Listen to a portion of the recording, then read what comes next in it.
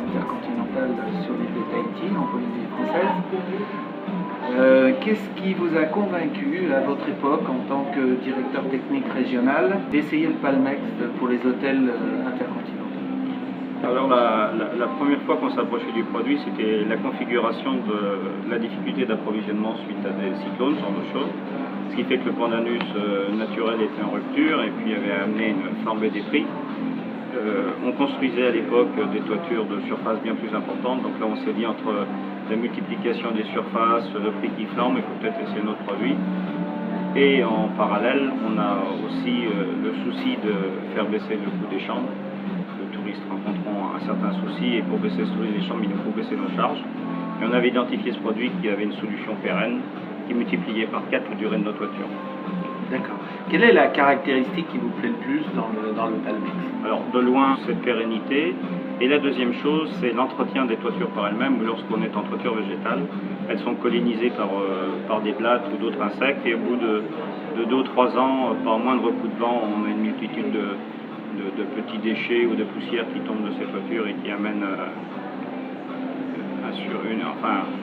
qui oblige à nettoyer un peu plus les bungalows en fonction qui oblige à faire les recouches vers 16 heures, etc.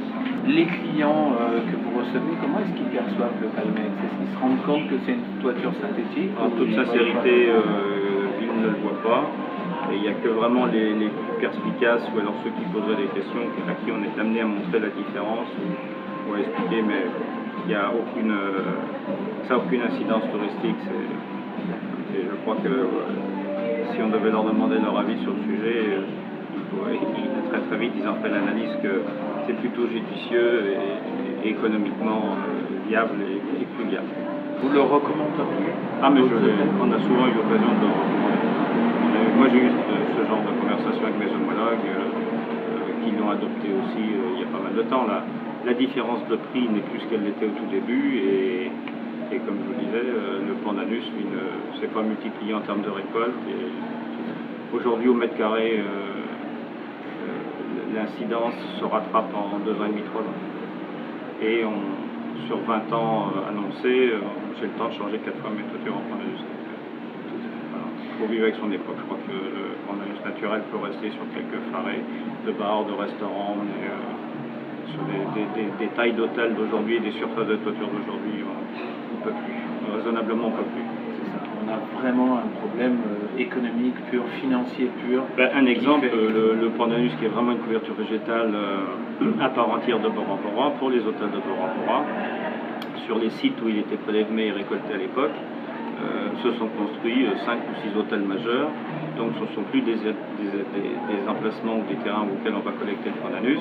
Et puis tous ces gens qui gagnaient leur vie petitement avec le ramassage et la préparation du pandanus la gagnent de façon plus aisée et de façon en faisant moins fort, en étant simplement bagagiste ou plongeur dans un hôtel.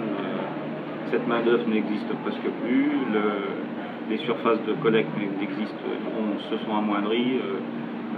En cas de cyclone, je mets au défi d'être capable de recouvrir dans un temps record ce qui se couverture végétale. Ah non, c'est impossible. Aujourd'hui, c'est une certitude, c'est possible.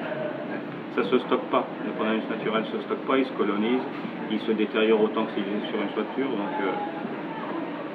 Donc tout l'intérêt de mettre des produits. Ah oui, c'est clair. Bruno, merci. Il n'y a pas de quoi. Et puis on continue notre collaboration avec plaisir. À bientôt. Merci.